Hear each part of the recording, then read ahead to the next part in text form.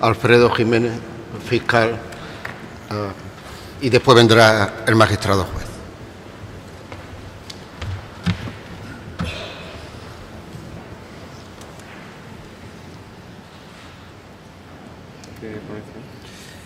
Pone Jesús Aquí, hacia adelante, hacia atrás y aquí, puntero. Vale, de acuerdo. Venga. Buenos días a todos. En primer lugar, quería dar las gracias al Consejo Asesor de Inmunizaciones de la Consejería de Salud y Política Social, a la Dirección General de Salud Pública, al Servicio Extremeño de Salud y a la Asociación Española de Vacunología, y muy en concreto y afectuosamente al doctor Cerrillo por haberme permitido participar en este acto con ustedes. Dar las gracias también al doctor Conde por las palabras que ha dedicado a mi abuelo y a mi padre. Como ya saben ustedes, son profesionales de la sanidad que han dedicado mucho tiempo, siguen dedicando, mi padre aún sigue en activo, a la materia. Y recogiendo el guante del doctor Conde, quería decirles hoy a ustedes que para mí este acto supone hoy un acto de reconciliación familiar, y lo van a entender rápidamente. Ustedes saben que soy nieto de médico, soy hijo de médico, soy sobrino de 4 médicos y primo hermano de 5 o 6 médicos, ya he perdido la cuenta.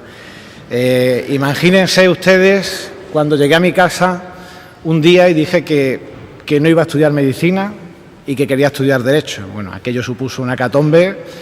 prácticamente un acto de traición familiar absoluto, del que todavía no me he recuperado. Y bueno, con la ponencia de hoy, en el que vamos a tratar cuestiones jurídico-médicas y médico-jurídicas, sé que nunca compensaré este desaire familiar, pero por lo menos trataré de paliar los efectos adversos que haya originado mi decisión. En todo caso, muchísimas gracias por dejarme participar y encantado de poder compartir con ustedes opiniones y experiencias en la materia. Decir, como decía el doctor Conde, explicar por qué la intervención de un fiscal y de un juez de lo contencioso administrativo para tratar la materia. Bien, pues es sencillo. En primer lugar, porque cuando hablamos de vacunación y de calendarios vacunales, estamos hablando de pacientes que son menores de edad. Los menores de edad, nuestro ordenamiento jurídico, ya luego explicaré, están limitados en su capacidad de obrar, requieren la intervención de sus representantes legales, pero particularmente están sometidos a una tutela superior de las administraciones públicas y muy en concreto por parte del Ministerio Fiscal, que tiene encomendado en todos aquellos procesos judiciales donde se plantea un conflicto de interés y una situación de riesgo para los menores, debe intervenir el Ministerio Fiscal. Por ello, trataré de dar mi aportación en la materia, sobre todo hablando de un aspecto que en principio no estaba en el programa, pero el doctor Cerrillo y yo consideramos adecuado tratar, cuál es la posibilidad de establecer un sistema de vacunación obligatoria, o más en concreto, como concretaré, unas situaciones individualizadas de vacunación obligatoria en la que sí nos podemos encontrar. Por otro lado, la intervención del juez de lo contencioso también tiene todo su sentido, puesto que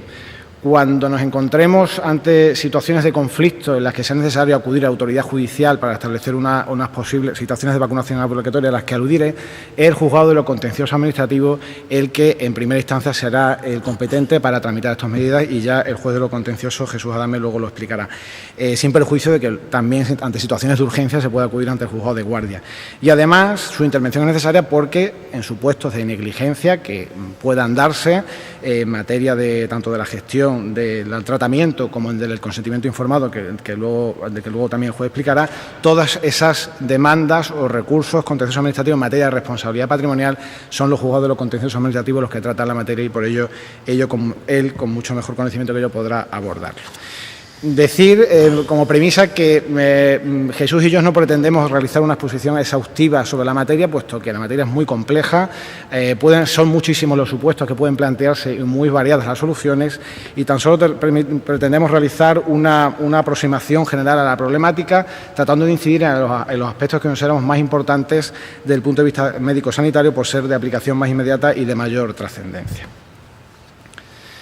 En primer lugar, hemos de partir de cuál es la legislación aplicable cuando hablamos de situaciones de vacunación obligatoria o sistemas de vacunación obligatoria. En primer lugar, no puede ser menos hablar de una serie de derechos fundamentales que se pueden ver afectados, lógicamente. Tenemos el derecho a la vida, del artículo 15 de la Constitución, la integridad física y moral, la libertad personal del artículo 17, la intimidad corporal del artículo 18, como derechos fundamentales que, en su caso, podrán dar lugar en el futuro a un recurso de amparo ante el Tribunal Constitucional.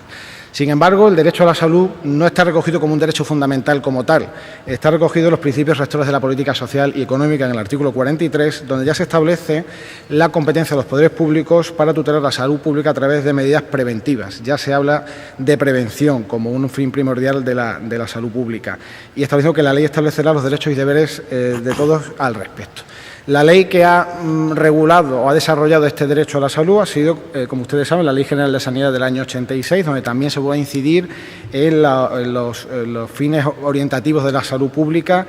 cuáles son la promoción de la salud y también habla de la prevención de enfermedades. Y por otro lado, en el mismo año se aprobó una ley orgánica del año 86 también de medidas especiales en materia de salud pública, donde se establece ya en el artículo 2 la posibilidad de que las autoridades sanitarias, siempre que se constate la existencia de indicios que lleven a la existencia de un peligro para la salud de la población, las autoridades sanitarias podrán establecer medidas de reconocimiento, de tratamiento, de control o de hospitalización, siempre que exista una situación, como digo, de grave riesgo para la salud de la población, para una persona concreta, colectivos de personas o por las condiciones sanitarias de un ámbito de actividad. A su vez, en el artículo 3 se prevé también, siempre que se prevé un riesgo colectivo de carácter transmisible, con el fin del control de prevención de enfermedades, se prevé también que las autoridades sanitarias puedan establecer, aparte de las medidas preventivas generales, medidas para el control de enfermos, para el control de las personas que estén o hayan estado en contacto con ellos, así como para el control del medio ambiente. Por otro lado, en contraste con esta normativa que permite una actuación potestativa de la Administración Pública, nos encontramos con la Ley de Autonomía del Paciente 41/2002, donde establece como premisa fundamental que toda actuación en el ámbito de la salud requiere el previo consentimiento de los pacientes u usuarios. Un consentimiento libre. Tiene derecho, como establece el artículo 2, a negarse a todo tratamiento sí prevé una excepción salvo los casos determinados en la ley. Ahora analizaremos cuáles son estos casos. Por lo tanto, se establece la necesidad del consentimiento voluntario y libre como premisa fundamental. Además, define la actuación en el ámbito de la sanidad, pues toda actuación realizada con fines preventivos, diagnósticos, terapéuticos, rehabilitadores o de investigación. Por lo tanto, también las situaciones de vacunación entiendo que están incluidas dentro de las actuaciones en el ámbito sanitario y, por lo tanto, también en la Ley de Autonomía del Paciente. Sin embargo, se prevén, como digo, excepciones. Las excepciones a la necesidad de contar con el consentimiento del paciente son dos, que están en el artículo 9. En primer lugar, vuelvo a reiterar lo de la Ley Orgánica del año 86, siempre que se constate un riesgo para la salud pública. Se hace una remisión a la Ley Orgánica del 86, donde se vuelve a reiterar que es posible estas medidas de tratamiento, de hospitalización y de control,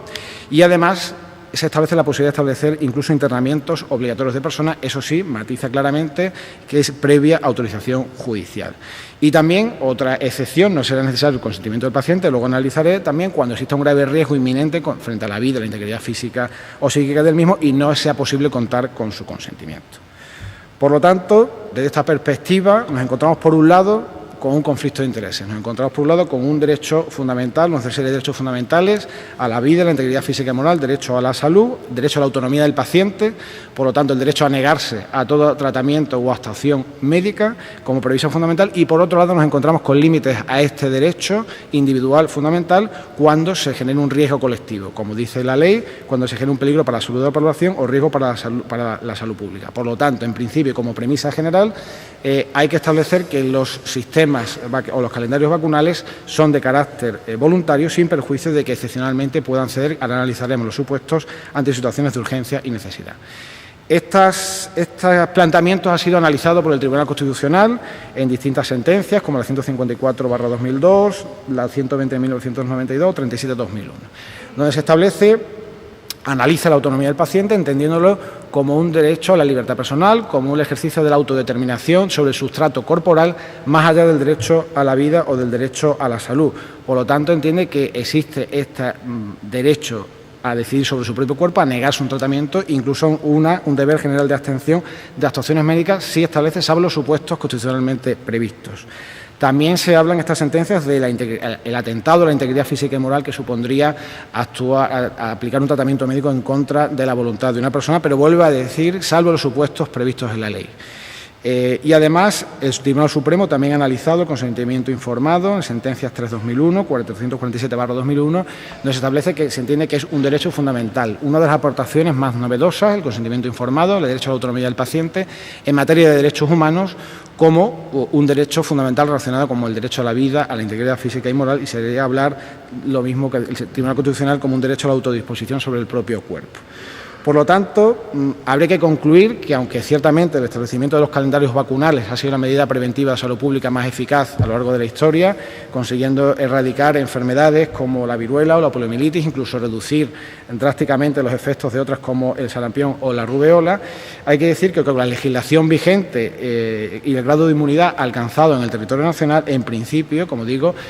solo puede tener carácter voluntario el establecimiento de calendarios vacunales o la administración de vacunas, sin perjuicio de los supuestos excepcionales a los que luego aludiré. Por lo tanto, hay que decir que el mantenimiento de este éxito preventivo y del grado de inmunidad habrá que alcanzarlo, entiendo, a través de la educación y de la información sanitaria, a través de políticas de salud pública y a través de protocolos de actuación que permitan eliminar la ignorancia y la desinformación, haciendo partícipes a los ciudadanos de esta decisión individual con trascendencia colectiva.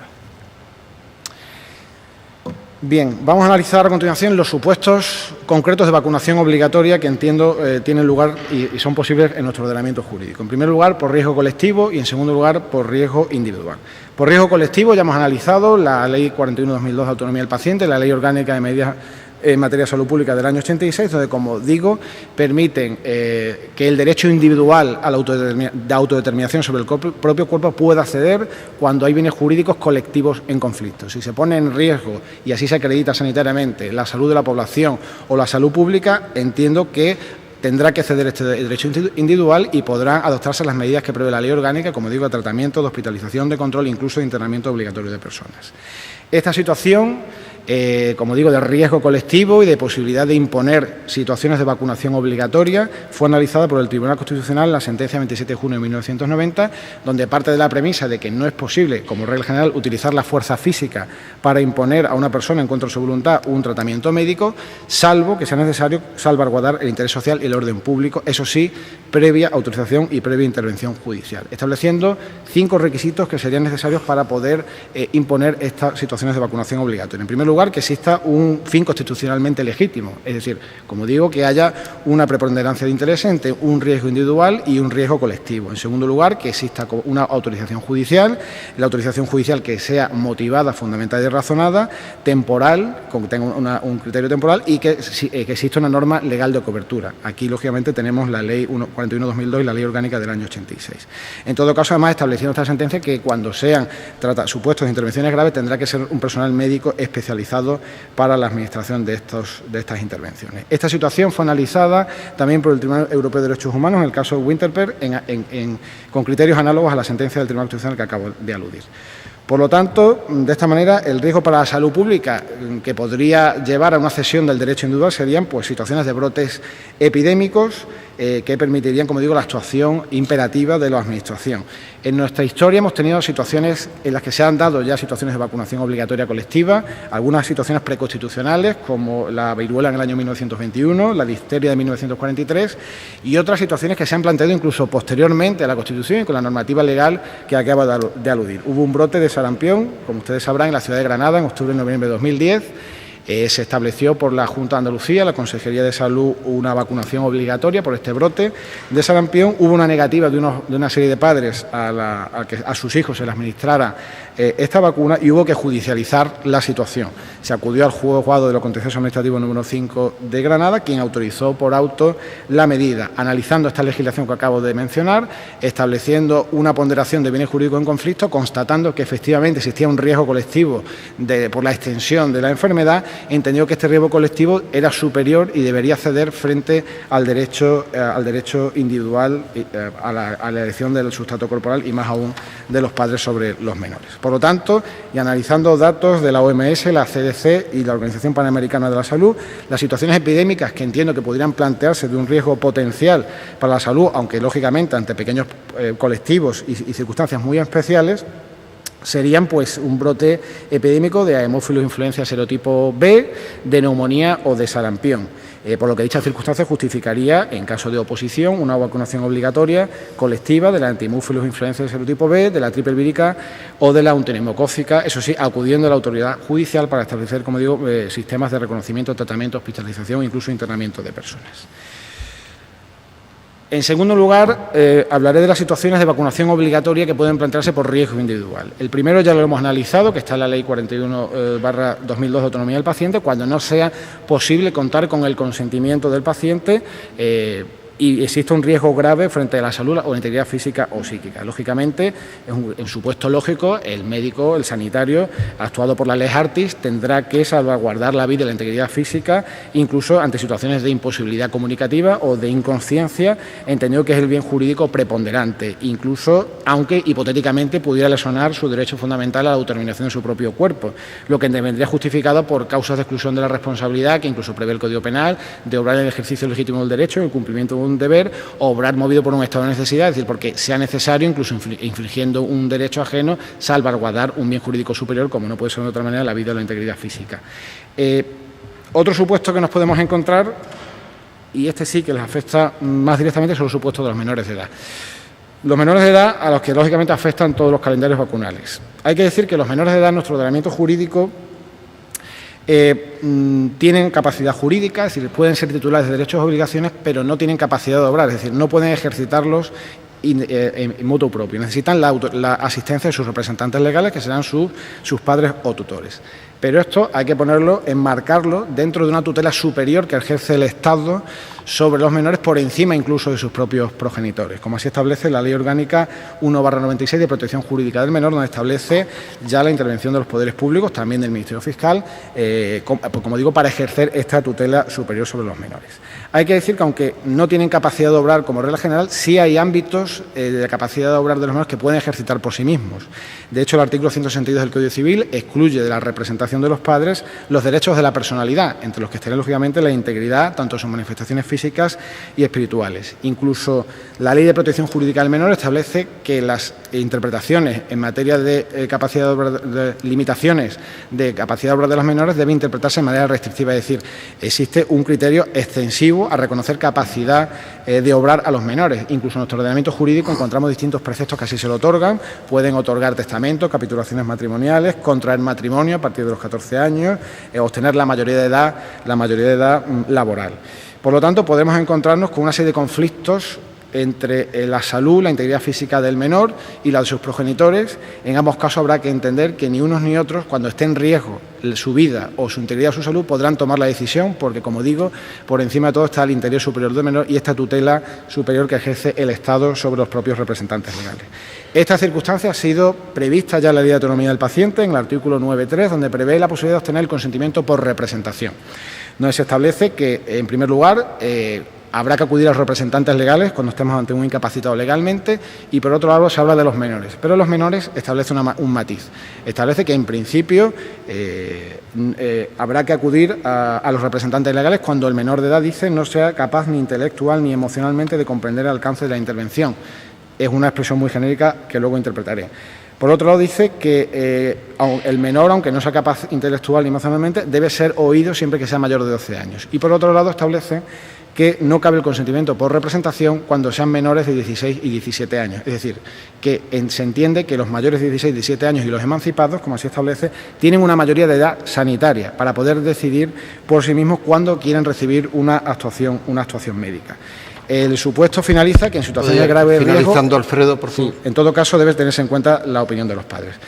Este artículo es muy matizable. Intentaré decir que este artículo habla de menores maduros y menores no maduros. Menores maduros desde el ámbito sanitario serían los menores de 16 y 17 años en todo caso, y de 12 a 16 establece que debe ser el facultativo el que establece el criterio de madurez, lógicamente atendiendo su capacidad intelectual y de raciocinio y de lógica. Menores de edad en el ámbito sanitario serán en todo caso los menores de 12 años. Por lo tanto, cuando se planteen situaciones de conflicto, que lógicamente no pueden darse entre mayores de 16 sino menores de 16, y el sanitario considere que existe un riesgo para la salud, su integridad física, podrá acudirse a la autoridad judicial para obtener el consentimiento para recibir el tratamiento médico. teniendo en cuenta, como digo, que ante situaciones normales el mayor de edad de 16 años será un mayor maduro, un mayor de edad sanitario para poder tomar la decisión. Como digo, en situaciones de grave riesgo es necesario judicializar la situación acudiendo al juzgado de lo contencioso administrativo o incluso al juzgado de guardia si fuese necesario. Esta situación de grave riesgo individual, analizando las fuentes que antes cité, serían pues una situación de positivo de rabia con métodos de laboratorio para administrar la vacuna antirrábica o una herida tetanígena sucia, anfractuosa, con restos de materia orgánica o tras congelación que daría lugar a suministrar la vacuna antitetánica. Si en estos supuestos de conflicto de intereses los progenitores no están de acuerdo con el menor o en ambos o los dos en su caso ponen en riesgo su vida o su salud, como digo, ante la negativa el sanitario tendrá que acudir al juez de guardia, al juzgado de lo contencioso administrativo, para obtener la autorización judicial. Y en última instancia, y ya termino, el otro supuesto que puede plantearse son los internos en centros penitenciarios. ¿Por qué? Porque en la Ley General Penitenciaria del año 79 se establece también una tutela superior que ejerce la Administración Penitenciaria sobre los internos, porque se establece la obligación de la Administración Penitenciaria de tutelar la vida, la integridad y salud. Situación también analizada por el Constitucional, la sentencia 27 de junio de 1990, donde se establece que existe una relación de sujeción especial entre la Administración y el interno que hace que la tutela de la salud por parte de la Administración Penitenciaria haga que incluso puedan ceder sus derechos individuales frente a quien se coloca ante una situación de peligro de muerte, porque se entiende que el derecho a la vida tiene un contenido positivo que en ningún caso puede considerarse como un derecho a la propia muerte. Una cosa es que una persona pueda disponer sobre su propio cuerpo, de hecho y de facto, y otra cosa que se convierta en un derecho subjetivo para movilizar a los poderes públicos que puedan, para resistir cualquier oposición a su voluntad de privar la vida, de privarse de la propia vida. Por lo tanto, en los internos, como se da esta relación especial de sujeción, se pueden, como digo, incluso limitar su derecho fundamental y coactivamente imponerle cualquier tratamiento médico que sea necesario para salvaguardar su vida y su integridad física. Nada más, muchas gracias por su atención.